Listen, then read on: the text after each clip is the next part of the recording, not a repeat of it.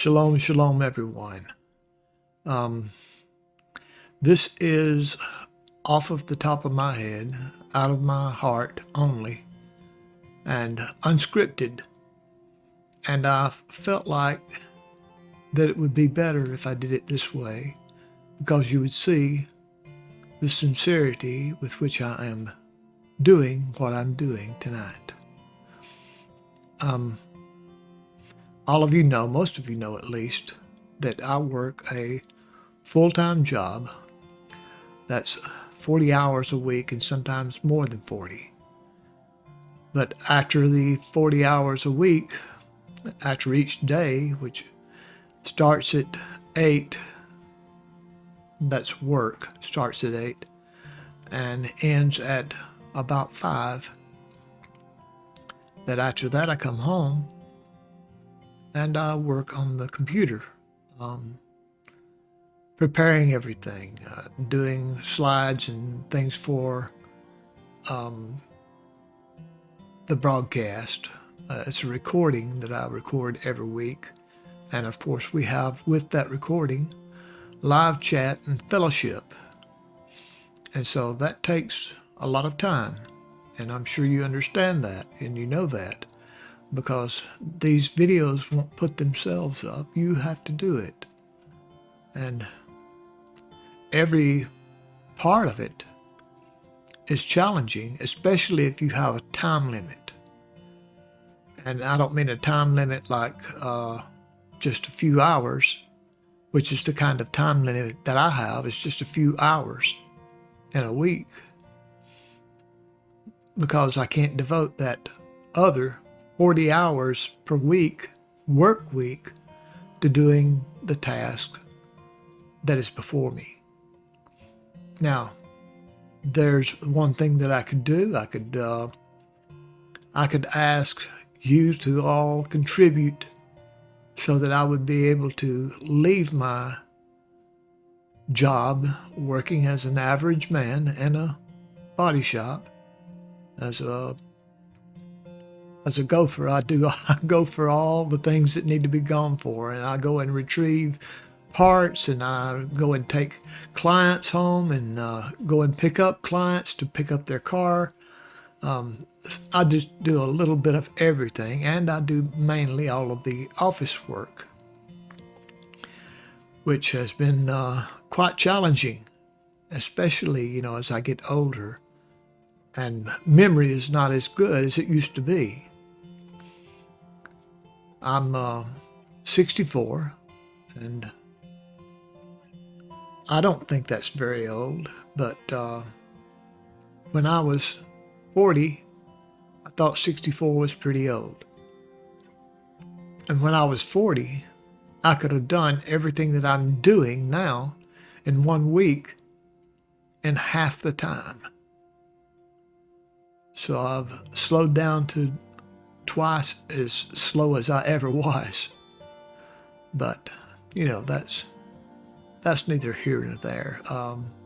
That's just a part of life. And as we get older, we get weaker. Our bodies get weaker. And that's just as much a part of living is as dying or being born. So we live day by day in whatever state we are in. And Shaul even said, I have learned that whatever state I am in, therewith to be content. And I had a friend that told me one time, that says, Shaul must have been familiar with the United States, because he said, whatever state I am, I'll learn therewith to be content. But anyway, I've got a lot on my plate. And for the last about probably more like 4 months, Yahweh has been dealing with me, and in such a way, such a manner that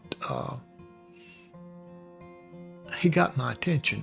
He brought things forward in my life and got my attention and said, hey, you are burning the candle at both ends. And of course, he's been blessing me, and he's been helping me, and he knows that If he hadn't helped me, I would have probably collapsed spiritually and physically. But he's kept me going all this time. But I've reached a point in my life where I must slow down a little bit. And he has laid it upon my heart in these past few months that I needed to have less of a workload. My son still needs me desperately, to work in his shop and to help him. And he's been after me to do that ever since I was still living in the Philippines. And when I came home and could not return to the Philippines because of overstaying, he asked me if I would just stay and work with him. And of course, I was quite willing to do that. Had a lot to learn. I was doing things that I'd never done before in my life, so it was quite an adventure.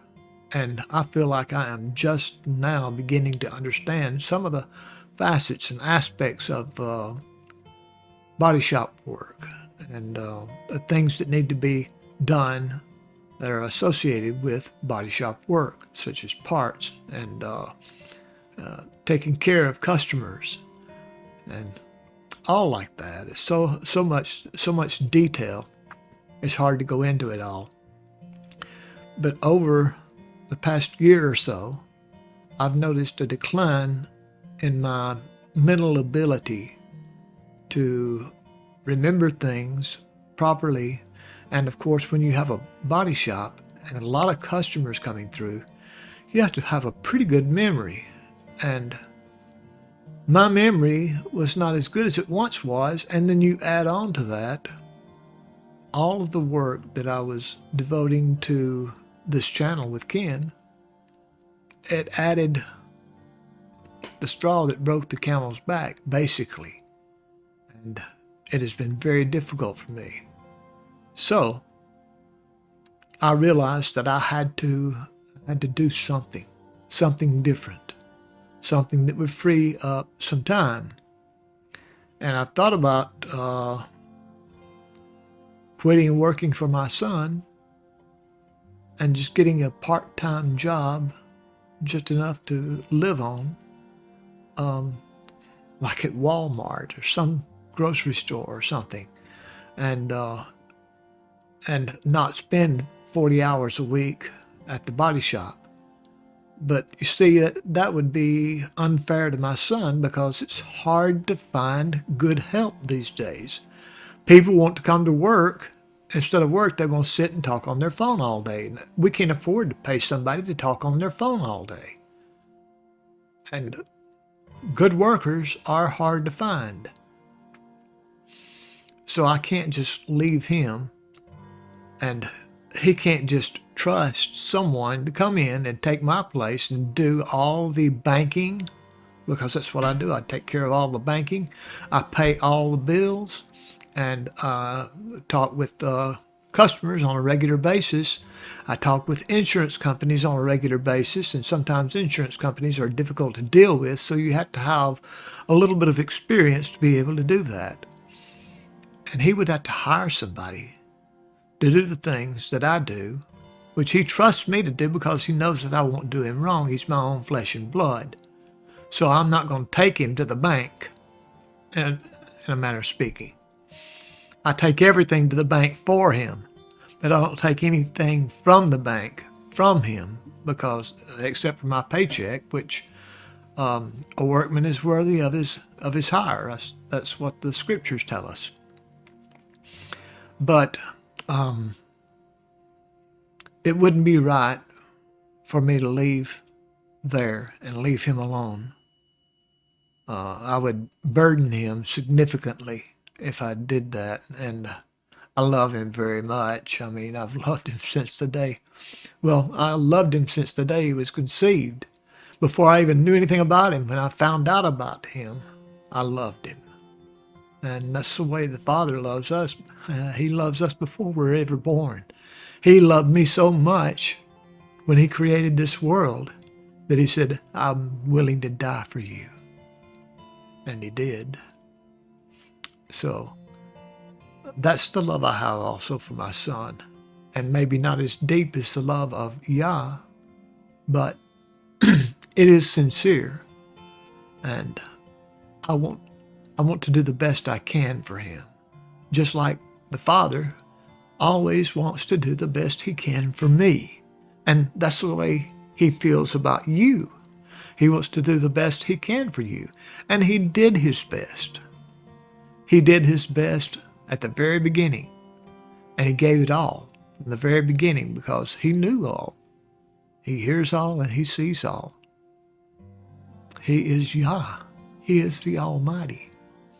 And there's nothing that he doesn't know.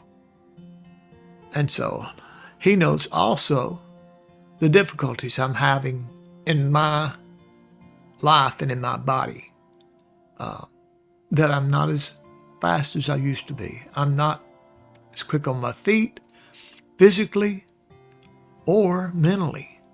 When we get older, we start forgetting things. I've noticed my father, of course, he's only 84, but my father, he forgets names of people he's known all his life, the same as I do.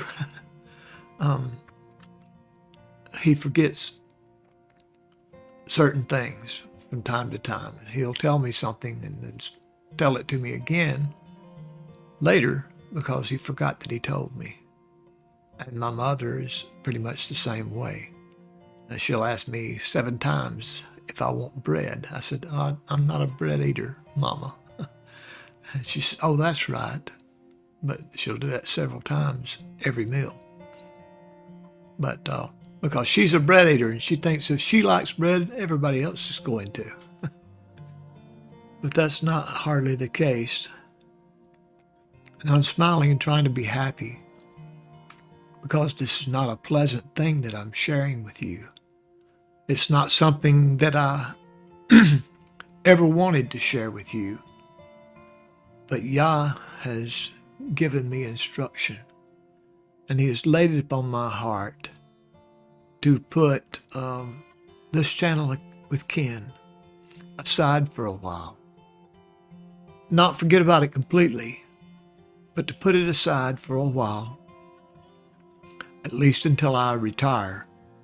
And when I retire, I've already got experience doing this, and if so be that Abba blesses me in such a way as I can retain my mental integrity. I can maintain my spiritual integrity just fine because he's all that I want. But as far as my mental integrity, that's not as dependable as the spiritual. But anyway, if I put this aside for a while, just until I can retire, and I can't retire until I'm about 72. I won't have enough money to retire because I was in the Philippines when I could have been working here and contributing to my retirement. I was working in the Philippines instead and contributed nothing to my retirement. So I'm 15 years behind. So if I have to work more than 7 years after I turn 65 to be able to afford to live, then so be it. And so that's what I'm going to have to do. And Abba let me understand and know that I've put the time into this over the past few years, the past 3.5 to 4 years. I think my first live stream was on July the 7th of 2020, but I started the channel on December the 13th of 2014. So, no, 2019. Sorry. See how I am with numbers? Okay. That doesn't work very well if you're adding up for the bank. But anyway, all silliness aside, I've been doing this for a number of years, and I have become acquainted with it at least. I don't know how acquainted I'll be with it in 7 more years from now. But I will do my best as far as my part is concerned. I will do my very best to remain in touch with all of the different things the tasks that I need to know and the software that I need to know to be able to do these videos. And maybe by that time I will have internet good enough to live stream. My internet right now is not good enough to live stream. It was supposed to be better than what I had, but I find it to be worse than what I had. And the internet that I used to have in this area is no longer available in this area. But there is future internet possibilities here that I will have better internet and will be able to live stream. And I hope and pray that that's in the future.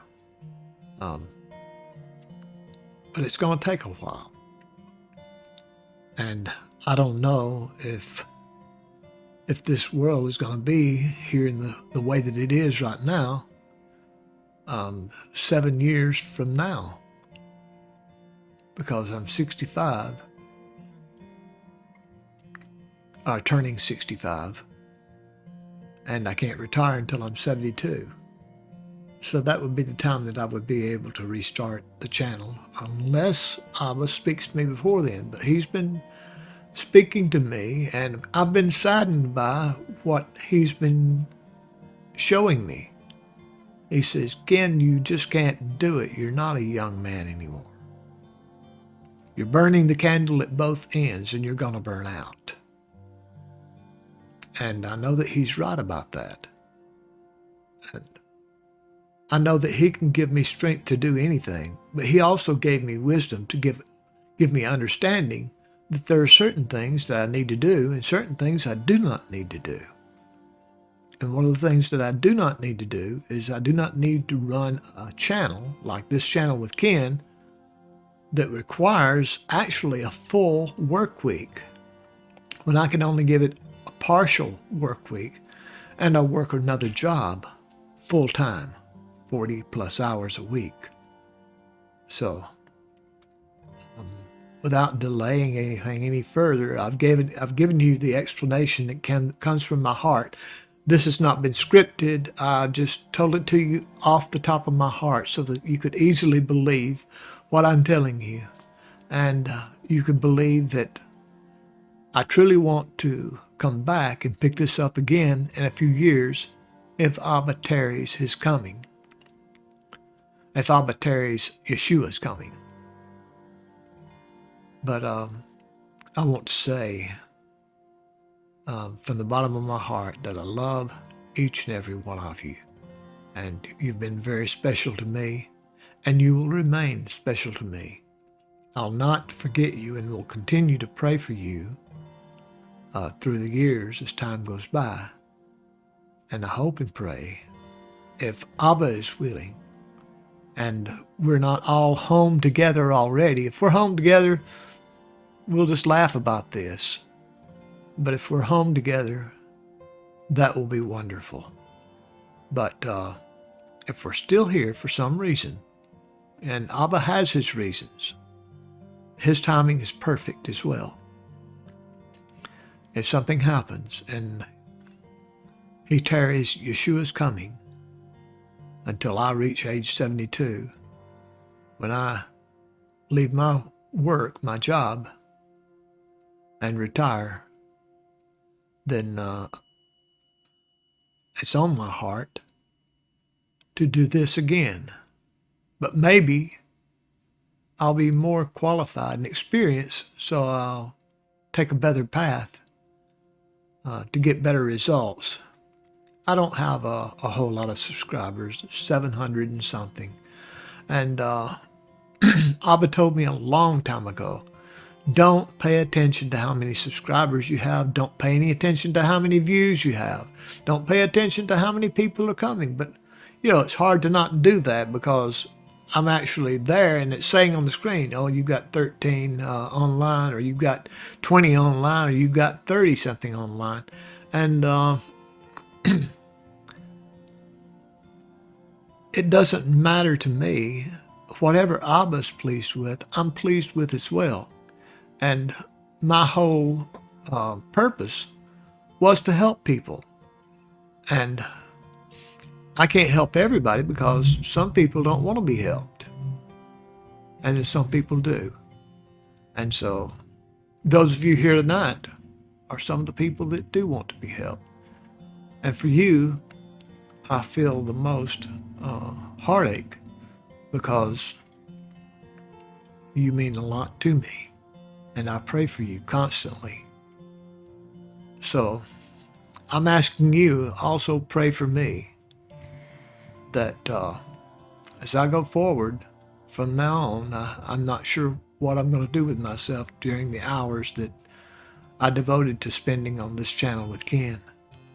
But maybe I'll just take some rest and do a little extra prayer time, a little extra study on the scriptures, and not study as much and worry as much about producing a video for Tuesday nights. It's been a challenge, and one that I have I've done very well on. I'm not saying that my channel here is good, but I've done the best I can, and I feel like that Abba is pleased with what I have done. But now he's saying, son, it's time to rest. So I'm going to rest. I love you. Shalom, everyone.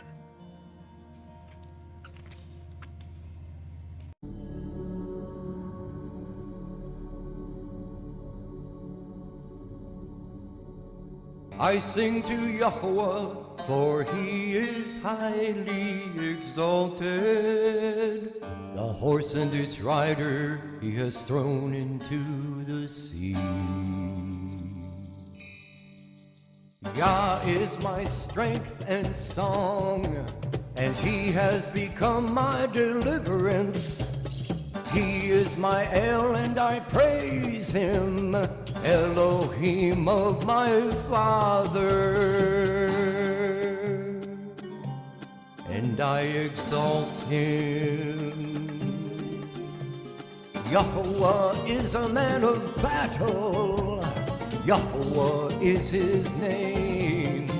He has cast Pharaoh's chariots and his army into the sea, and his chosen officers are drowned in the sea of reeds. The depths covered them, they went down to the bottom like a stone.